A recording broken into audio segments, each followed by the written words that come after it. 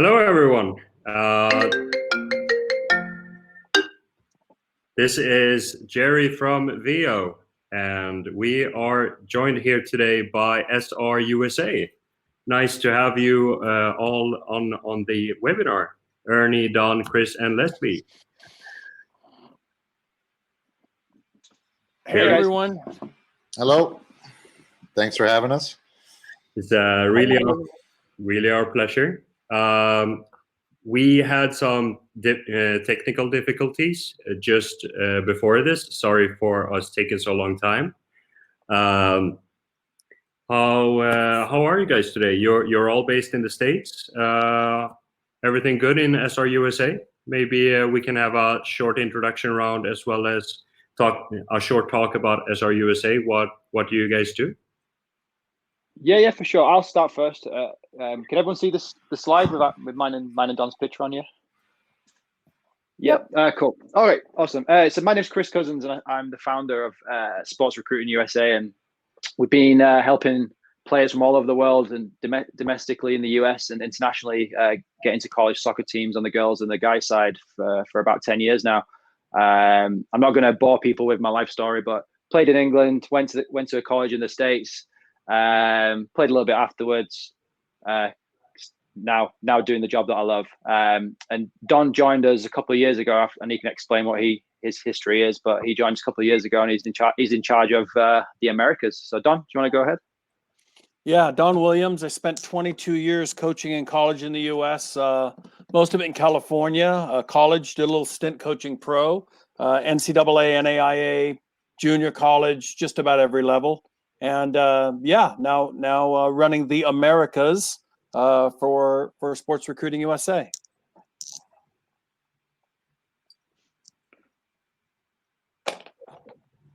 Leslie. Yeah, here I am. This is Leslie Gallimore. I am the new commissioner of the new Girls Academy League here in the U.S. It's an elite platform for girls players. The demise of the Development Academy through U.S. Soccer sort of led to the birth of the GA, and I'm excited to be the first commissioner.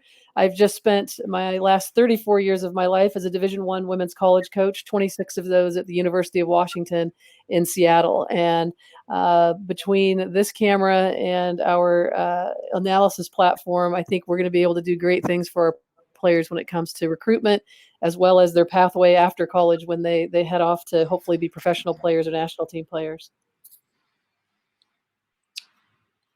Good afternoon. My name is Ernie Yarborough. I'm currently in Indianapolis, Indiana. I was also a college coach for the past 24 years, mostly at Division I schools, including Indiana University, University of Wisconsin, University of Michigan in the Big Ten, as well as the University of Alabama, Birmingham, and Xavier. I was the head coach at Stetson University in Florida, as well as Marion University here in Indianapolis.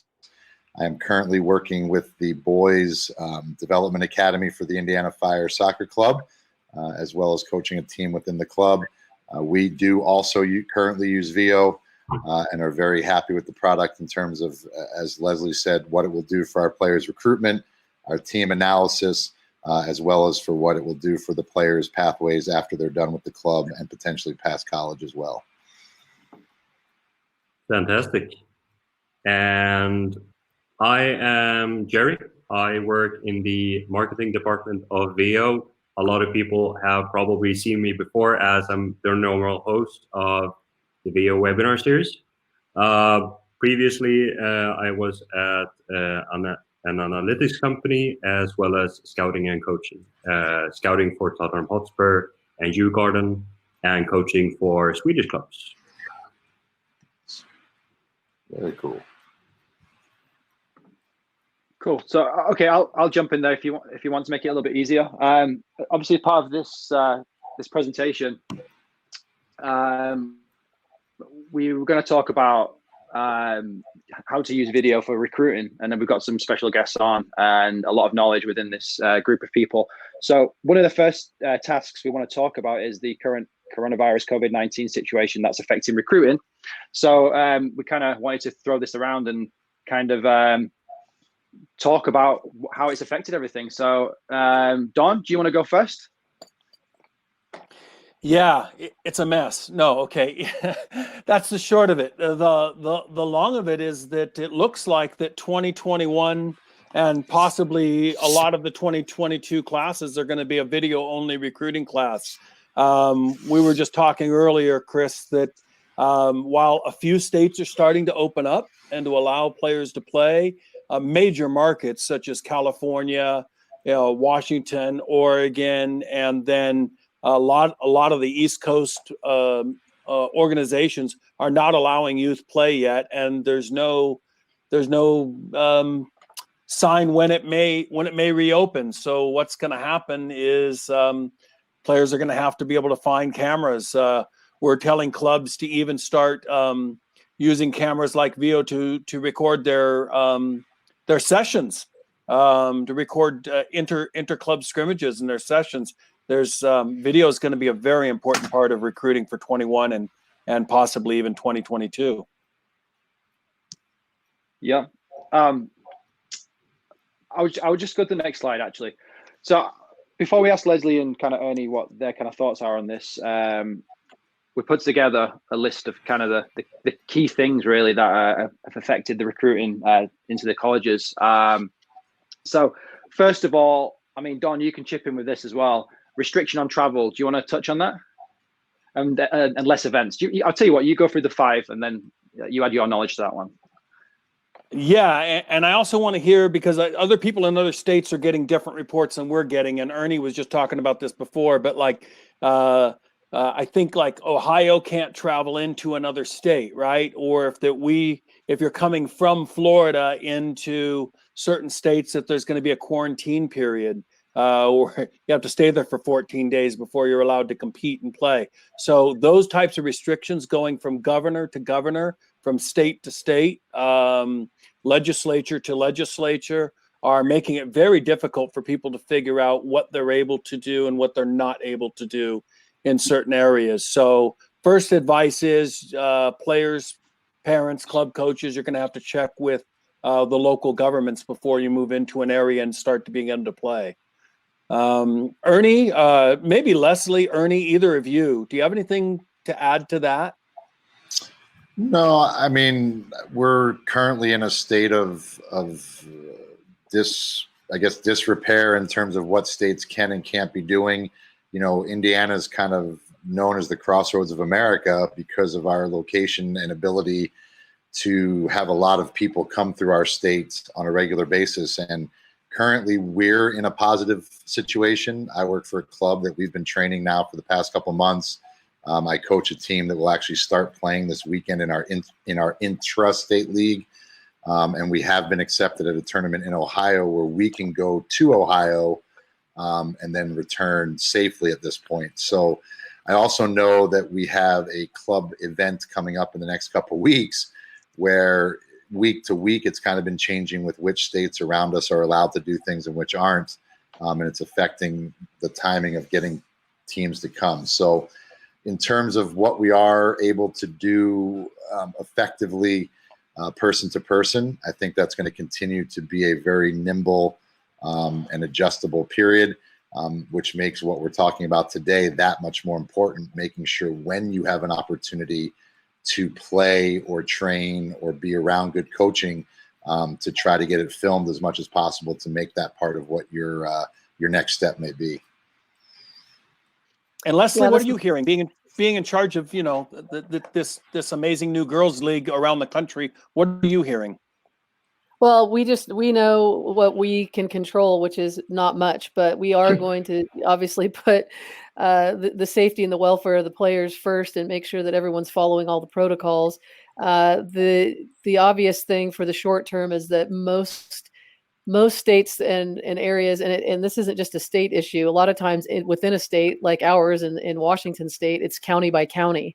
And California is much the same as far as what phase of play they're in as it relates to COVID-19. So everyone in every club in all of our 7 conferences have just been asked to have their plan A, B, C, D as far as schedules based on where they are, just kind of on a weekly basis. And they've all worked really hard to get to that point. So, and it's just funny when you're on a big conference call and people in Texas and Georgia in Florida are saying, "What are you talking about? We've been playing since June." Everyone else is looking at them like, "What?" So, it's a little bit, no pun intended, all over the map. But we're just making sure that everyone understands that their state, their local, and their government guidelines have to be adhered to.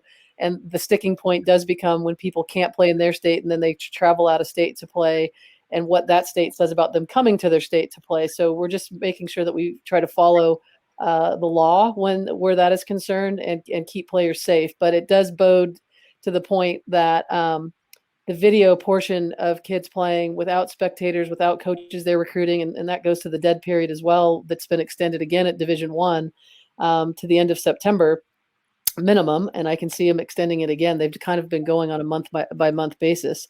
That video is going to become much more important when these players are actually playing, and there are going to be a lot that are up and running here at the end of August. So to get that sorted for that 21-22 class is going to be key. Yeah, I agree, Leslie. And we're, big part of our job, I'd say 90% of my day is communicating with college coaches across the country. And they are now admitting, and some of us that have been in the game a long time don't like to say this, but that in-person recruiting probably isn't going to happen, at least for the 2021 class. So video is going to be key, and less events. I mean, events are being canceled all over. I know there's petitions going on out there to allow Surf Cup to go on, but I don't think the governors really care. I think people care more about the health and well-being of the players. And we've canceled some events that we had planned because we are really concerned we don't want anybody getting sick at an event that we put on. So less events are going to make it difficult, which is going to make video even more important. And then recruiting budgets. Leslie and Ernie, you guys both, maybe we'll start with you, Leslie, and then on to you, Ernie, about how college recruiting budgets work, and possibly how, damaging this COVID has been to what those recruiting budgets may be. Well, it financially has affected every form of life, not just in college athletics. So having just ended my college coaching career, I can say that we've just moved in the last few years in Division I to 3 coaches being able to go out and recruit, and I can't imagine that the budgets all around, including recruiting, are going to take a hit, and that people are going to be able to travel less coaches, not by rule but by necessity and finances. So it's going to be less eyes probably on the ground at less events. They're going to pick and choose which events they go to. The ones they can't go to, they're going to hope that they're either live streamed or that individual recruits are able to provide them with game video, and something that they can find a way to at least get an initial read on kids, and make sure that they are tracking them in a way that is beneficial to their program. But budgets are definitely going to suffer at all levels, and there's a lot of college programs out there at different divisions that already had lower recruiting budgets, and I can't imagine that they're not going to take a hit. Yeah, I would agree wholeheartedly with everything she just said. Having worked at arguably the top Division I program in the country with Indiana University, including winning some national championships with them, to working at one of the largest athletic departments in the country at the University of Michigan, and seeing what those budgets are like versus now the last couple of years being at an NAIA institution, where our entire operating budget was less than half the recruiting budget the last year I was at Michigan. So, you kind of see it from all angles. And as much as Leslie's talked about the lack of resources coming, I agree with her 100%, because we've already seen it on the men's side, especially with programs themselves being cut in favor of budget decisions. And so I can't see budgets increasing at all. I think they're going to be decreasing across the board for every institution at every level.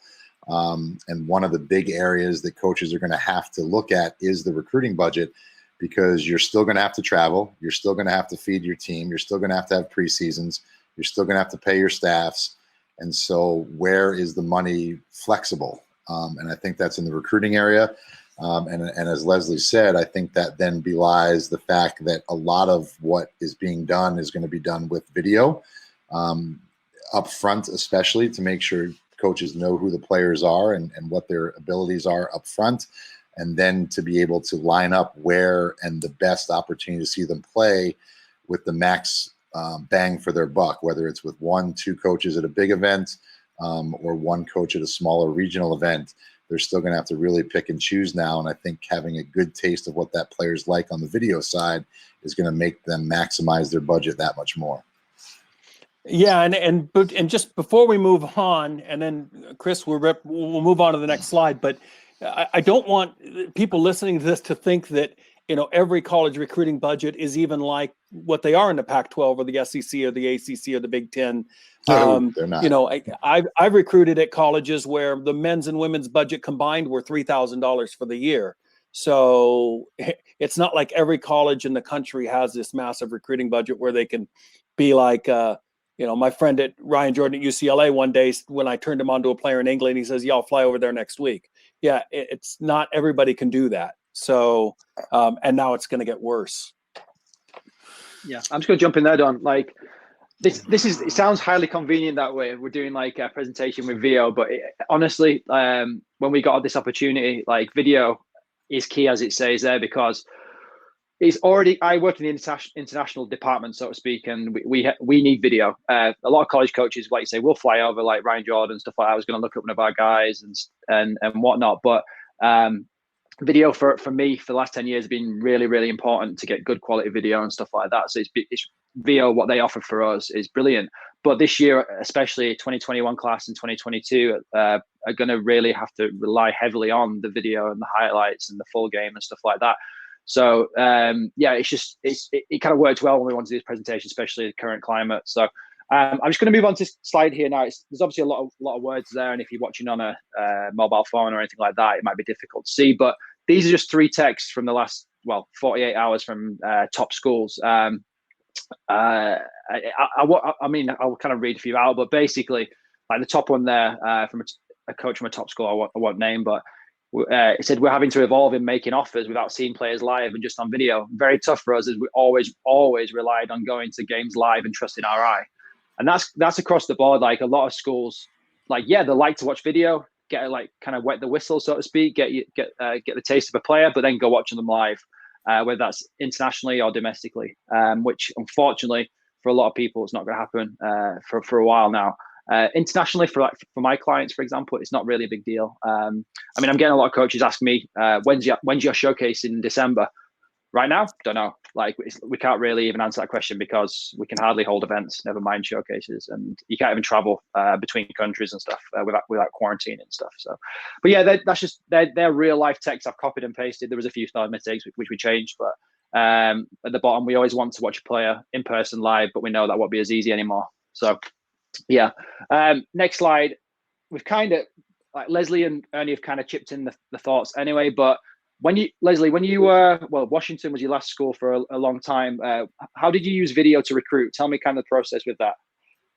Yeah, and kids have become so much more tech savvy with their own YouTube channels and the ability to highlight and things like that. So it would be an initial look for us a lot of times to pique our interest to go and see them live, particularly if they were outside of our region or playing in an area of the country that we didn't get to see often, or if they were playing on a team that was a little bit more remote that didn't play in big showcases, or they weren't part of ECNL or the DA, or just again someone that we wouldn't see as regularly. It would spark our interest to go and look at them more closely live.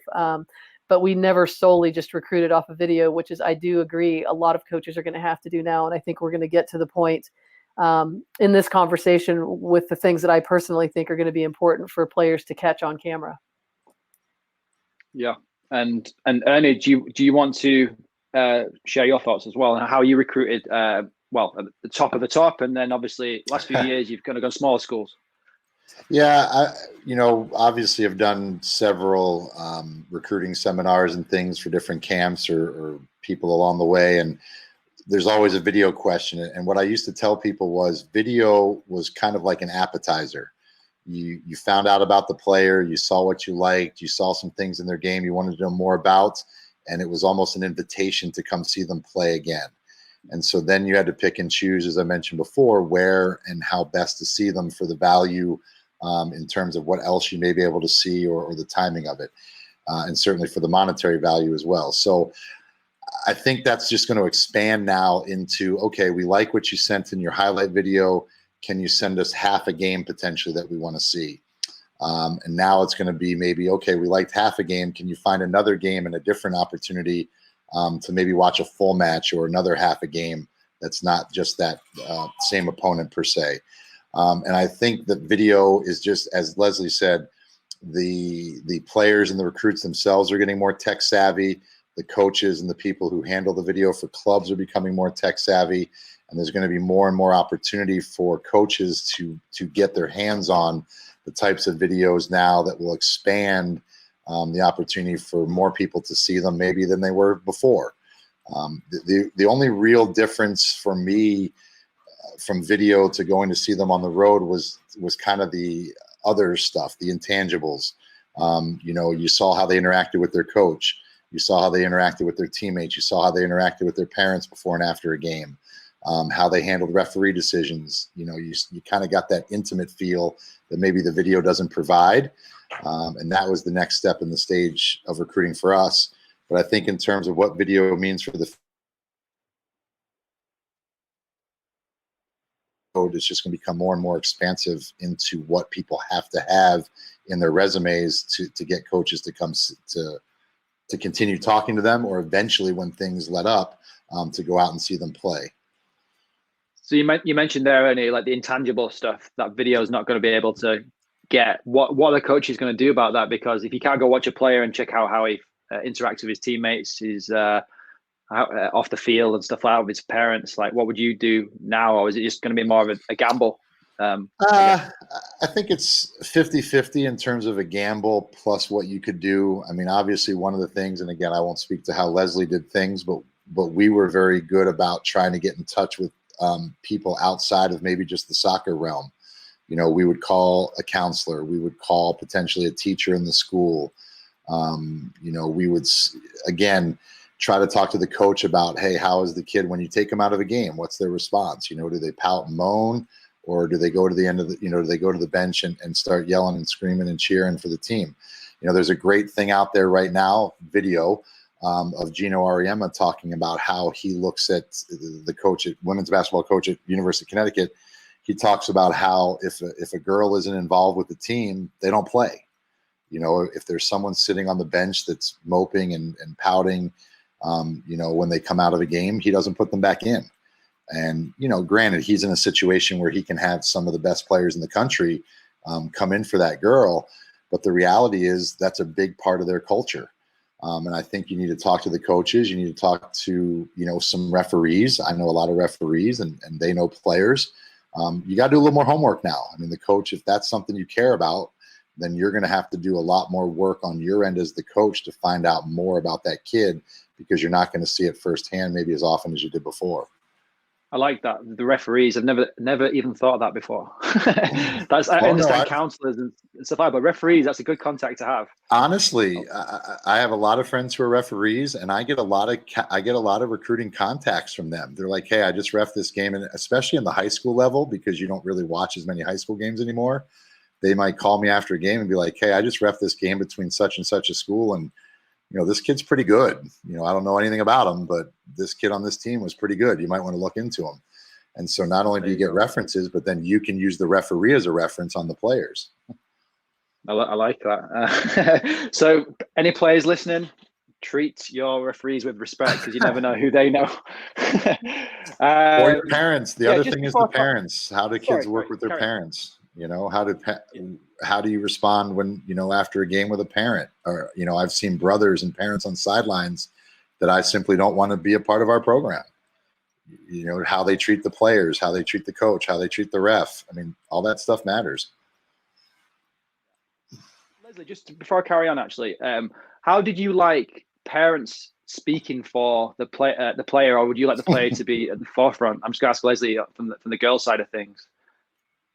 The player, and it doesn't mean that parents aren't important as a support system, but I've always been a big believer that the kids that typically thrive in a college environment or an elite environment are the ones who are a little more proactive in their own pathway, a little bit more proactive in their own development, and that it's something that they're passionate about, that they want, and they're not just doing it because their parents want them to do it. And to get to know the player, one, it's how they interact with their parents, and two, it's getting to know them. It's how you again, just their interactions with people in general and how they carry themselves and the character that they have. Is sometimes you can't catch that. I agree with everything that Ernie said. There's a lot you can catch on video if you're paying attention to it and if the angles are right. If it's and we can talk about that, I guess, when we get to it. But there are, I think, game moments that show a lot about a player's character. So I think the player is the most important thing, but I also am a subscriber to the apple tree theory, which is if kids have parents who are people that you get along with, that are of high character, that are honest and have values that you sort of jibe with, that their kids are probably going to be very much the same.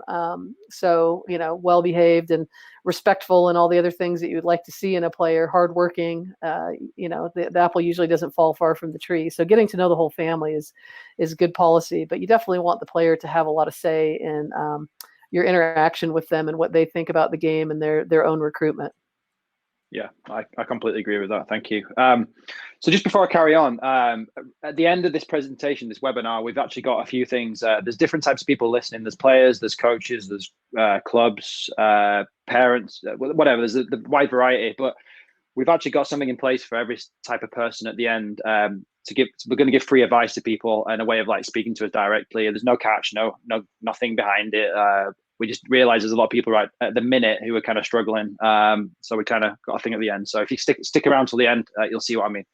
So quickly moving on, tips for players to get recruited. So we put together, it's quite wordy this, so we'll try and go through it as easy as we can. And I understand there's a lot of people who haven't got English as a first language, so please bear with us. But one of the things that we struggle with, and Dom will back me up on this in a second, is players who we work with, or just see in general, that they're not very realistic in the schools that they're trying to approach. So they'll come with the hit list, and everyone knows the hit list is the top teams and stuff in the country. And I mean, I always ask for a hit list from a client, usually the American ones, because they're more knowledgeable about the system. But they always put the top schools, but sometimes they haven't even got the academics to get into them schools. And it's about being realistic about where you can actually get recruited and where you can play as well. So one of the big things for me is speaking to coaches, people who know your level, and just ask for an honest opinion.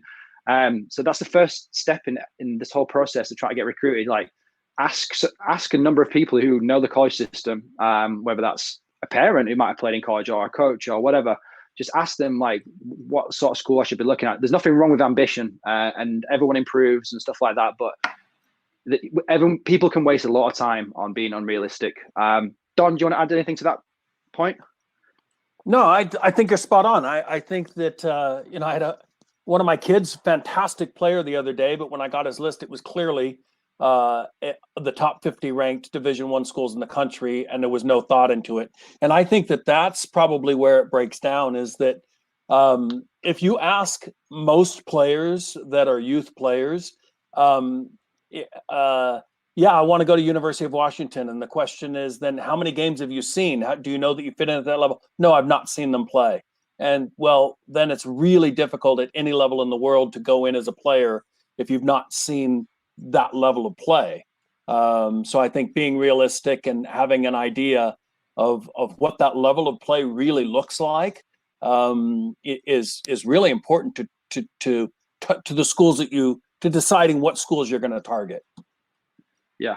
On the women's side and the men's side, it's slightly different in terms of what schools tend to be the best every year. But this might be controversial, it might not be, but I'm a firm believer at the top end of Division II and top end of NAIA will give a top end of Division I schools a run for the money. Like University of Charleston, one of the best school teams in the country in the last 10 years, I guess. The national champions at Division II, they could do very well against Division I schools. And we get a lot of people coming to us saying, yeah, University of Charleston, they only recruit guys who've been at professional clubs. They only people just need to be realistic is what I'm trying to say. But there's different levels for everybody, and there's good schools at every single division, and it's all about finding the right fit, as we always say. So yeah, next, moving down. This is kind of relevant toward the VO stuff and the video stuff, but putting together a high quality highlight video. I mean, we'll kind of show you a few examples in a second, but highlight video, yeah, I mean, you can't make everyone look good in a highlight video, but you can pick the best bits and leave out the bad bits. But it's all about putting together a high quality one, which is going to kind of get the attention, and then also have full game video as well. I mean, we get a lot of times where we get terrible highlight videos and just no full game video to watch. If I see somebody random, I've never seen the club before, I want to watch a full game. I want to see what they're like off the ball. I want to see just a more realistic view. So yeah, we'll talk about the highlight video in a second. But social media accounts, people don't realize this, but God, I saw a stat the other day. I think it's like 83% of college coaches check out social media accounts of potential recruits. Ernie, did you do that? Leslie, did you do that? I missed the last part of your question. What was the last part? Sorry, did you check out the social media accounts of potential recruits? Yes. Yes, absolutely. I had someone else do it. So at a big school like Washington, Leslie, I always tell people the reason I have. Sorry, Ernie, you go, and then we'll go with Don. Sorry, there's a bit of a delay. No, go ahead. Go ahead. He has a question. Go ahead. No, Leslie, I was going to ask you, at a big school like Washington, do you have a certain person that their responsibility is to check out, not, current students, but also PSAs to check out their social media? Yeah, that kind of morphed over the last few years, obviously, with social media growing as it did. And not that I didn't follow them or interact on social media or have social media accounts myself, but for our players and recruits that we're following, usually our recruiting coordinator would follow recruits pretty closely and keep me updated on things that might have been red flags in some ways. And then with our team, I made sure that our director of operations was kind of on it with them and our captains as well. It was kind of a team self-monitoring thing. If someone saw something that they thought was not of the standard that we would want on our social media, and we had policies around it, but it can definitely give you a tainted view of a kid. And maybe not even the right view. They might be a perfectly good kid and just they're a little clueless with how they're presenting themselves. And we have a lot of talks, and this will be something that's huge in the GA as far as our discussions with our advisory panel of players. Is social media for their age group is huge, and it's different all around the country, and which platforms they're on, which ones they avoid, how they use them, and how it reflects their recruitment is something that we're going to train them in, because I think young kids don't get that enough. I just don't think they understand at that age the ramifications of what they put up to the world on the old World Wide Web. Yeah, I would agree wholeheartedly. Again, several recruiting seminars over the years, and my comment to a lot of families and players and recruits is that someone's always watching.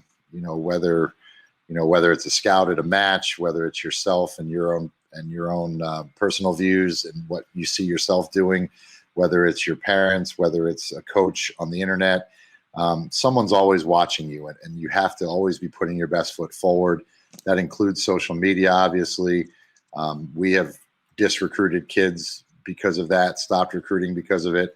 When I was at Indiana University, we had a consulting firm come in and go through basically all of our players' pages, even without coaches' knowledge, and then present to the team some of the things they found in front of the team. And it was enlightening. It was enlightening, to say the least. In fact, one player we basically brought in after the meeting and just said, close down your account. Like you simply you have to be educated further on how to act in public. And so, yeah, social media is a big issue in terms of what players are representing themselves. I always tell people this. One of my coaching friends has a session that he talks to the team about on branding. And he brings up the fact that you are your own brand. So if you say Coke or Pepsi or Polo, you kind of get an idea of what those brands are like without even knowing much more about them. And you are your own brand. And so what you're putting out on social media, how you're representing yourself to the world, is what people will think of you. And so you want to brand yourself in as positive a way as possible. Thanks, guys. Yeah, appreciate that. We'll move on. Obviously, we could speak all day about social media and every single point, but we don't have that time, unfortunately. But right, okay. Next point. It's about reaching out to schools. So I'm not going to get too much into this, but going to reaching out to suitable schools, coaches via email. Everyone talks about doing the emails. These coaches are getting hundreds of emails a day, if not a week, week or hour, whatever. So emails, obviously, kind of the main kind of route that everyone takes, but social media is becoming a bit more popular now. Stuff like Facebook, Instagram, Twitter, and stuff. Even LinkedIn. People are reaching out in different ways to try and get the attention of the coaches. Like I say, all this stuff here for players, we can kind of go into more depth with people later on at another time. But anyway, moving on. One thing I found that's really good is if a player tries to join our service, for example, but somebody from who's credible, who we know, or just somebody who's credible, comes to us and say, Chris, yeah, you got to take a look at this kid. Is good. So you might see the video, it's pretty average because of the quality and stuff like that. You might have seen him, he might have an off day, but then somebody goes, no, Chris, I've seen him for 3 years now. He's a really good player. He's definitely can play at that level that you're looking at. It's always good to have somebody to back you, somebody who's going to be on your side. So have a think if you try to get recruited, who you can have kind of on your side, basically. One of the other things is stand out from others. There's a lot of people trying to get into the college system now, internationally, domestically. Even next year, it's going to be a lot more difficult especially the guy side with some programs being closed. But it's just difficult to try and stand out. So you just got to do what you can, have a think outside the box, because essentially there's always somebody better than you out there who's trying to take your spot. So you just got to try and do your best, whether that's in school, whether that's like physically, your diet, whatever. Just try and stand out. And one thing we always say, when you're choosing your school as well, it's not where you start, it's where you finish. So sometimes people go, I want to go play for this Division 1 school, and they sit there in the red shirt and whatnot. But sometimes why not go to a junior college and play? And there's different routes for different people, and it's all about getting the right advice and opinions from people on your end goal. And that's kind of what we're an advocate of with our company. Don, do you want to anything there you want to maybe not covered that you kind of listened to?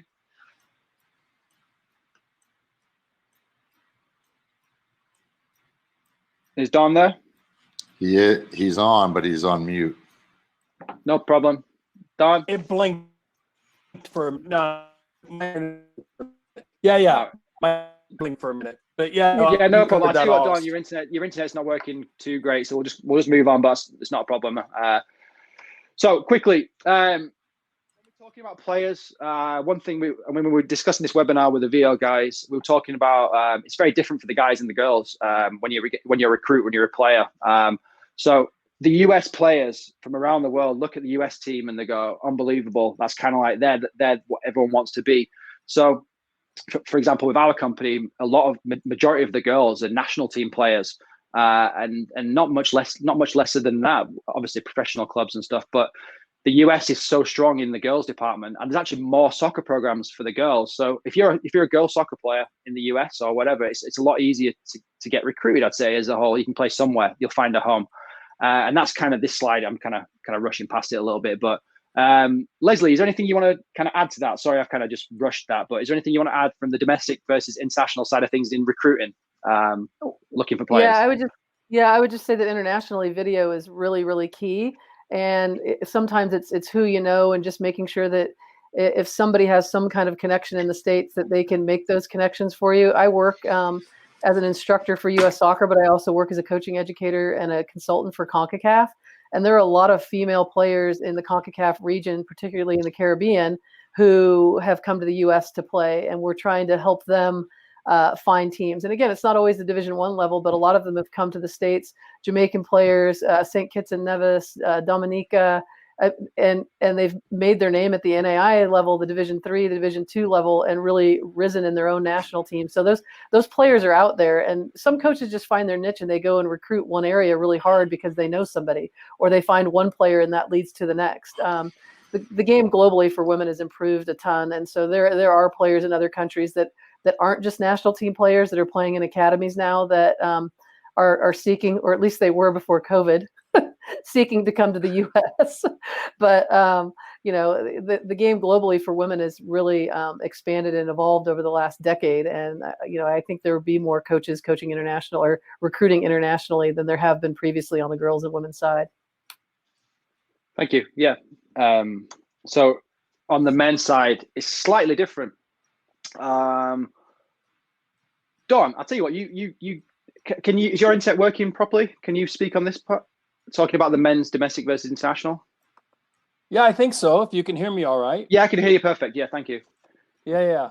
So on the men's side, I think it's pretty obvious if you think about it. So if I have an academy player from Man City or Man United, or like one of our clients, Max Broughton, who captained the England under-17s to the World Cup title, automatically those kids are going to get more respect even than MLS academy players. So coaches are asking us right now for immediate impact players, especially as it regards to international players.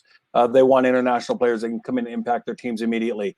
U.S. based players, it becomes a top-down approach. So they want the international pro academy players first, typically at the highest levels, and then they're looking for the U.S. academy-based players, and then it trickles on down to other levels. Now, that being said, that's an initial look.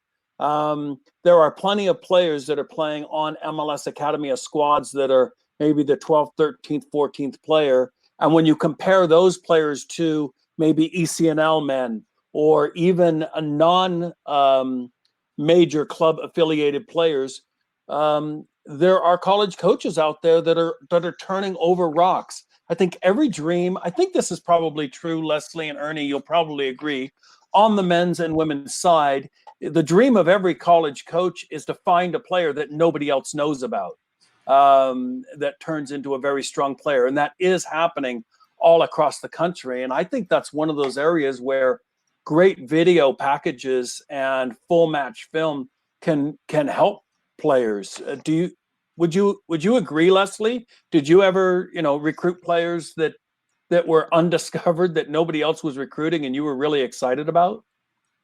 Yeah, and in our men's program at the University of Washington too, I thought Jamie Clark was very, very good at that, kind of finding the diamonds in the rough, so to speak. And again, in our conference, and this is, like this when you're recruiting just within your conference against the likes of a Stanford and a UCLA, and just the walk-ons that UCLA or Cal get from California because they're California residents, is going to be a player that we'd have to spend a lot of money on. So we've got to dig around for kids that have an upside, young women that have an upside as a player who maybe not everyone's looking at the time. And especially when recruiting became so much earlier in the last decade or so, when you're looking at, 14 and 15-year-olds as opposed to full-grown women and trying to predict what physically they're going to do by the time they get to college. And that takes work. I mean, and again, that takes you looking at them on video and looking at them in person over time, and just trying to look at places that people wouldn't normally look. If you're a good recruiter, you're doing that constantly.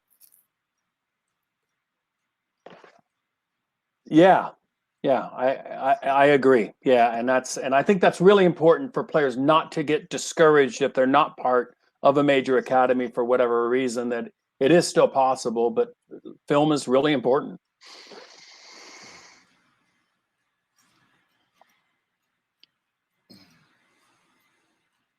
Chris? Did we lose Chris? We're probably going to start losing people to the Champions League game here soon. Yeah, I saw a couple notes on that, people mentioning that. So as we start to wind down here, we've talked about how important it is. Positions. A couple people had mentioned here, had some questions about different positions. Ernie and I have handled goalkeepers and know how important it is. And as I typed into that, look, I think it's important that when you put together video, that it tells your story.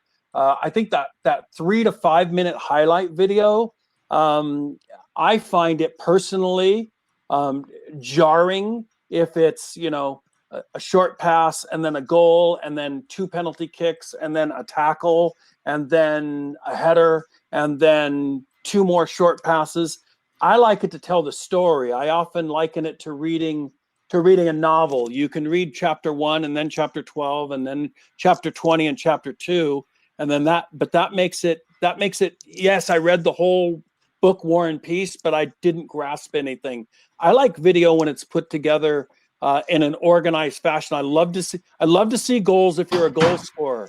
I don't think it's ever good when you say I'm a striker and then you have 2 penalty kicks on there and that's all you have and the rest of it's passing.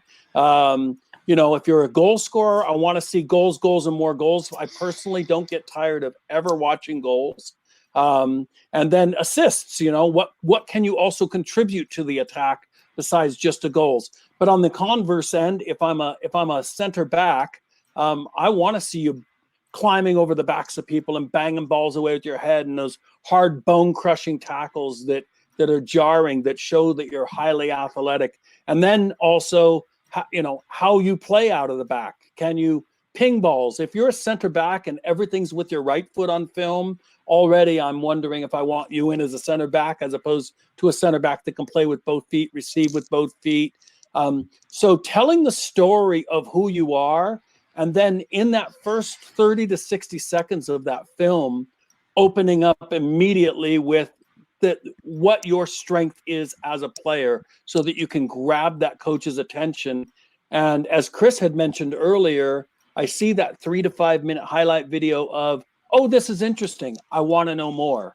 And then how we get that more can determine where we go as a college coach next. And as we said, in the case of 2021, is probably, let me see a full match. And if that looks good, let me see a second full match.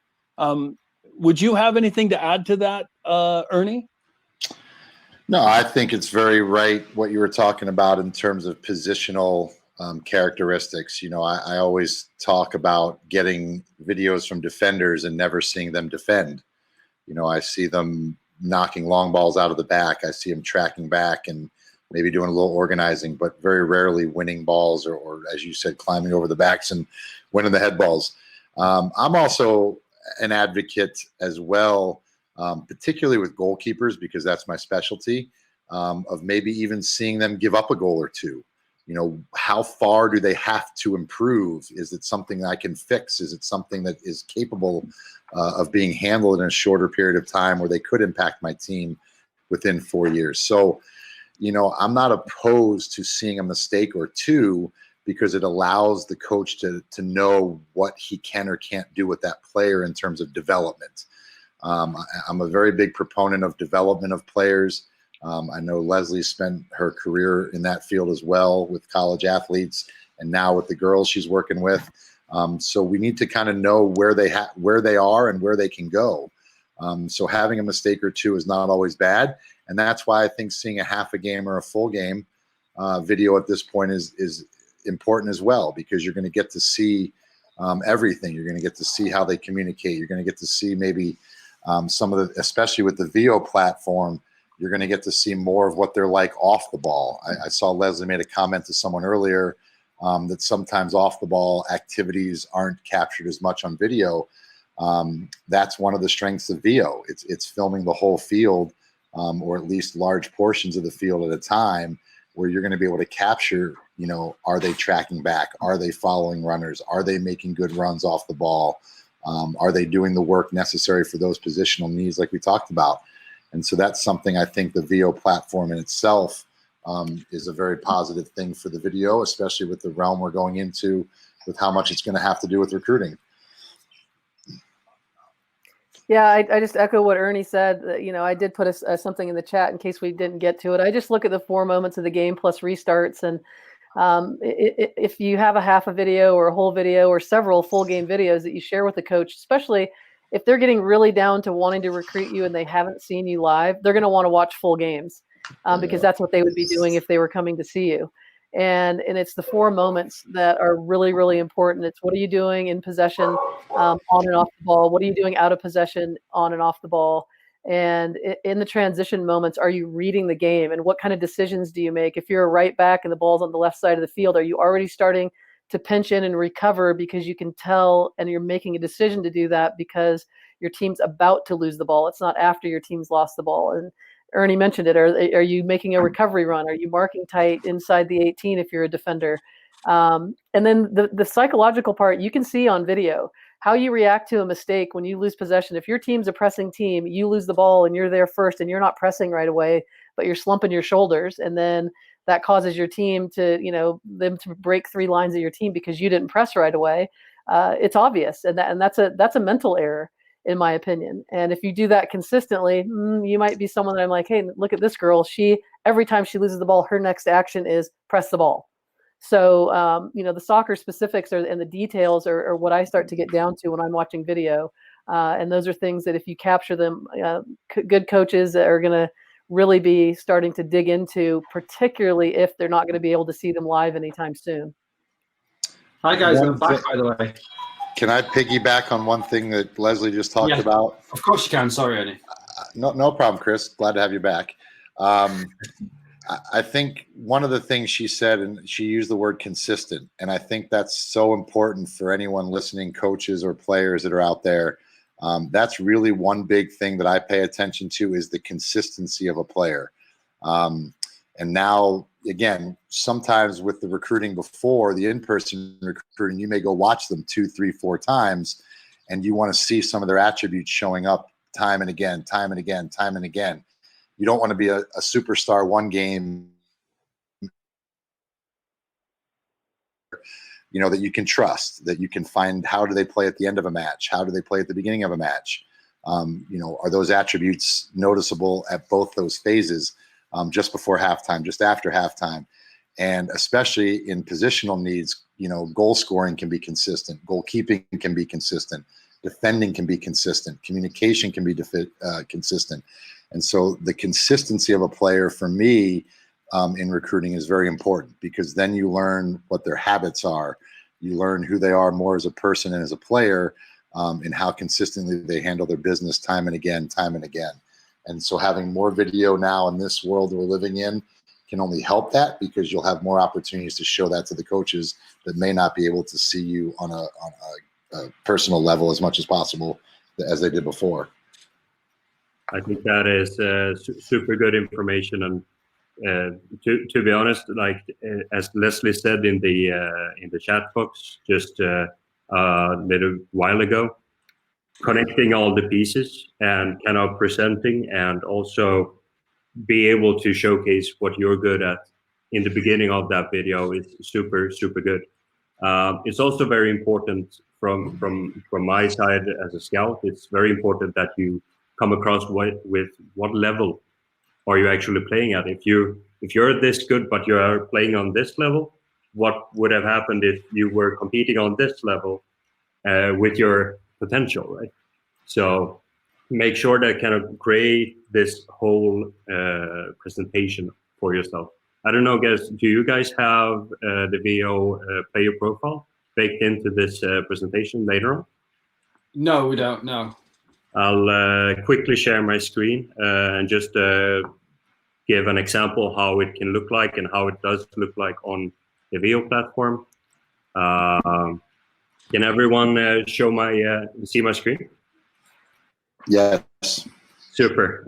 So this is a young player called Noah Nilsson. He just moved to a big club in Gothenburg, Sweden. And you have a bio as well as details.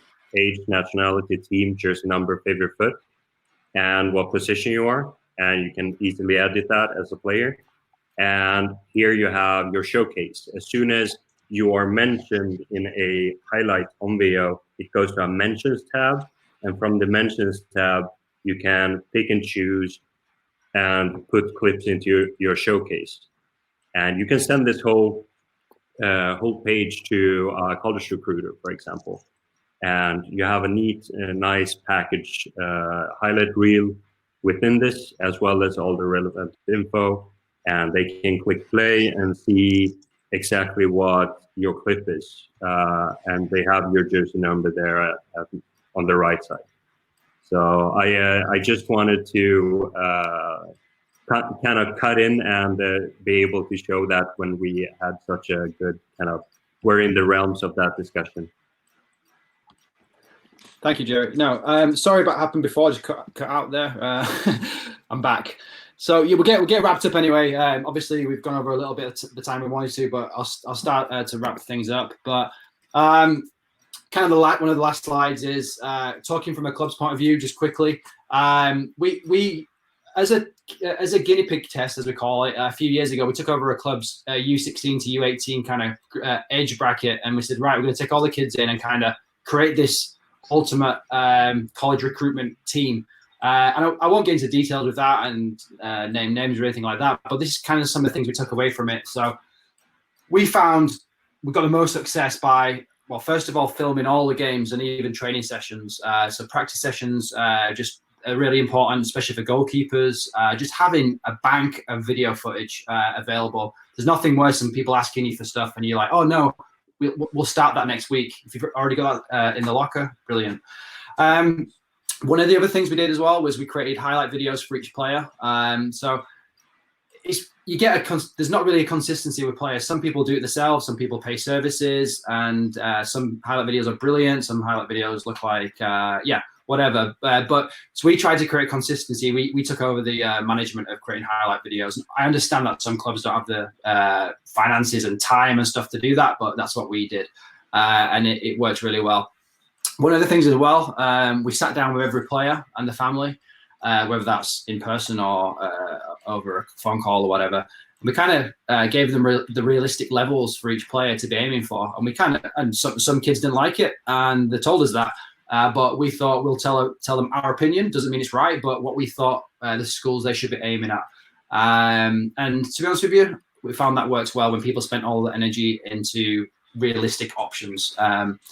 And just before I carry on, we had a group of about 30 players, I think it was. And to be honest with you, about 12 of them didn't want to go to college, but everyone else got offers. And I'd say 80% of that, the group who wanted to go to college, they end up in a college soccer team.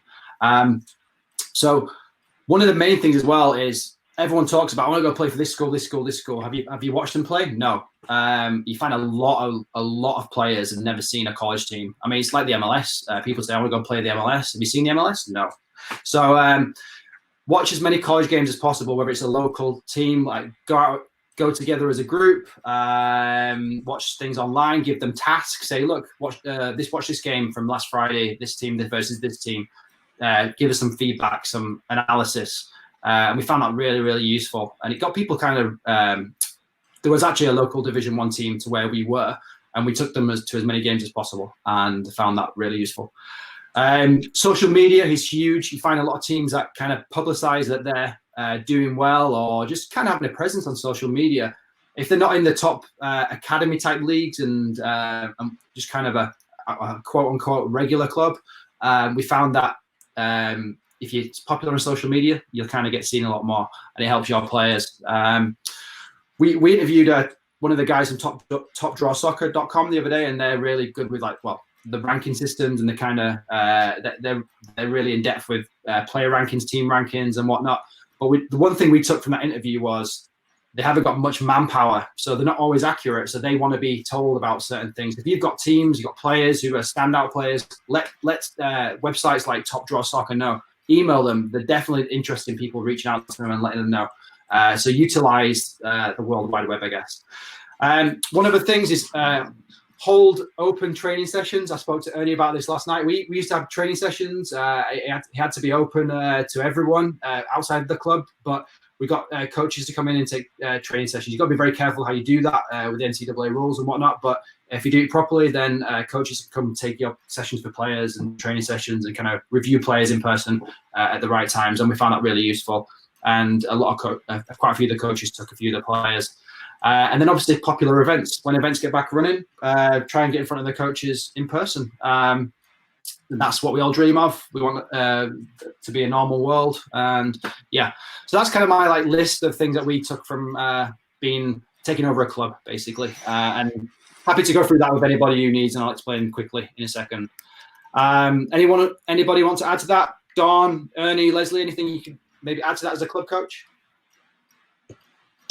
No, I think what you talked about is very good. You want to expose your players to as many opportunities to be seen as possible. And, obviously right now here in the States, Division I is on a recruiting freeze where they can't go off campus. So it presents a little bit more of an issue for the local schools to some of the clubs. But as you said, if it's just team training of a normal, Wednesday night, yeah, go ahead and invite coaches out, let them come see your players. Obviously, what you and I spoke about may have been something where players were paying a fee to be part of it. Then it has to be open and all, open to everybody and limited in scope. But at the same time, if you're just coaching a club team and you've got a couple good players, with our academy, we always have coaches popping in and out for sessions. They can come from as close as Butler down the road or University of Washington if Jaime Clark's, in Indiana at some point for any reason. So, we have a lot of different opportunities to help the players, get them in front of coaches in terms of showcases, training opportunities or games, league matches, and making sure that coaches know who the players are and how to get in touch with them. Awesome. Leslie, anything you cared from a commissioner point of view, who's in charge of a lot of clubs? Well, I keep touting, the uniqueness of the Girls Academy and that we have an advisory panel of players at the conference rep level, at the club level, and then at the team rep level. And so we're trying to empower these young players to understand and teach them their own kind of not just motivation, but self-awareness. And so when you talk about being realistic about the level of play, it's just the fit for you, and that your journey is different than the person next to you's journey. And it doesn't mean that they're not all striving to be the best player they can, but you have to really be self-aware as to what suits you best. And so we're going to do a lot of training with the players from that aspect to have them have that sort of reflective mindset and growth mindset of being able to get themselves where they're going without looking next to them all the time to see what everybody else is doing and to figure out what's best for them and what'll make them the most happy and most productive as a player. Thank you. Don, quickly, are you good? Shall I move on? He's probably got on mute. I'll just move on. It's cool. Right. So that's it. We're all good. Thank you. We're going to leave it kind of Lee, who was kind of integral part of this VO webinar, said to me, Chris, I want everyone to take away 3 points and to ask Leslie and Ernie. So Leslie, out of the presentation, I guess, on video, what's the 3 points you would take away from this? And for the players to I'd say probably more aimed at players. Yeah, just, be proactive in your own pathway is one of my takeaways. Make sure that you spend time putting the video together in a way that will capture a coach's eye and get them to be able to tell what you're like as a player. And then I got this from Ernie, is just coaches are going to want to see consistency. So make sure that they have video from over time, not just from one point in time in your career, but over, several months of your games, so that they can see that this is something you're doing day in and day out in games. Thank you. Ernie? One with the video, I think make it, as Don mentioned earlier, position specific. So again, goalkeeping wise, a little bit of training to show your technique, obviously games to show your decision making. And as I mentioned, potentially a goal or two that you've given up to see what type of development opportunities are there. We talked about more of the specific positions for defenders and attackers as well, with midfielders making plays. I would also say, in terms of the proactivity that Leslie mentioned, and Don's a very good mentor of this, is finding the right fits for you in terms of school size, school location, type of education involved. One of the things we didn't talk about specifically with recruiting is religious schools versus non-religious schools. That may be important for some families and some players. So making sure you have an idea of what the right fit is, regardless of the soccer piece.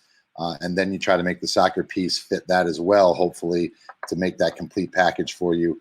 And then the last piece for me would be to have some good relationships with coaches that you have had in your past that will speak highly of you, but also that have an idea of the levels that you can play at.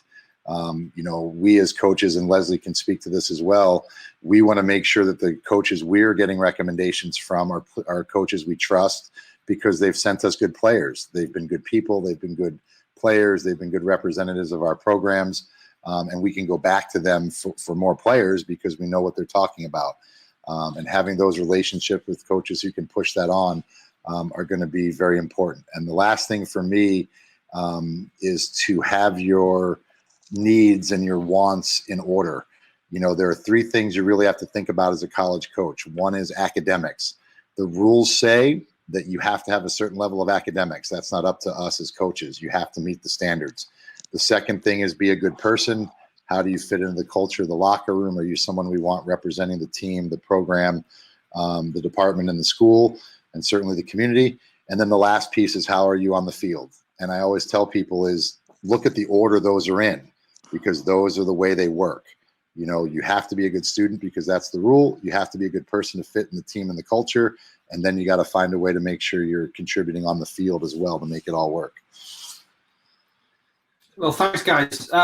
So last slide before I hand back to Jerry to kind of thank everyone and speak on behalf of VO. But from us, there's a number on the screen right now. We're happy to speak to clubs, players, youth coaches, whatever, to give them some sort of advice at present. So all you got to do is text the hashtag club, hashtag player, hashtag youth coach to that number there, and you'll get an automatic response. But we'll also jump in and kind of set up a call, and we're happy to do whatever. We speak to clubs all the time. We speak to players all the time. There's no catch. We just try to be friendly, good people in this uncertain time for everyone. So obviously we appreciate everyone being really patient with this, the technology. A lot of this has been thrown together. I wasn't even supposed to present this, and Lee, who will listen to this right now, he needs to get new internet, but it's been enjoyable. But I just want to thank, obviously, I want to thank on behalf of Sports Recruiting USA, Leslie and Ernie for the time. We appreciate it. Obviously, Don as well. I'm sure I'm speaking on behalf of him. But yeah, Jerry, do you want to close up and leave it there? Sure. It was really a pleasure having you on, and really, really interesting webinar. We do have a few questions before we hang up. Do you guys have some time to answer? Yep. Great. Then we have Scott B. At what age should we start filming our boys to help with recruiting? I feel like 10-year-olds are being watched closely and getting picked up onto top pods, which helps to propel their career. Any one of you has a good answer? I'm so sorry. I kind of heard only half of that. Yeah. Can you see it on the screen? Oh, not really, because I'm just Ernie or Leslie or Don, you want to take this? Just kind of deal with that.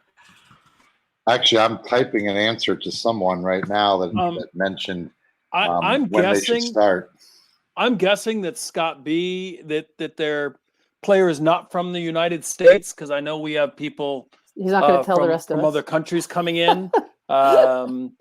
Players from the USA, North America. Are you there, Don? I think that film can help is in helping players see the actions in which they're you can use it as a coaching tool. I'll just add in for I think a lot of youth players don't watch enough soccer. Maybe they'd be excited about. I know my kids would have been back at 9, 10 years old watching themselves play on the television set and seeing the actions that they do. So I think that it certainly helps them there. From a scouting standpoint in the United States, I think that 10 years old is certainly too young. I think that I really want players to build a love for the game at 7, 8, 9, 10, 11, 12, 13 years old. I think without the pressure of them worrying about playing professionally or playing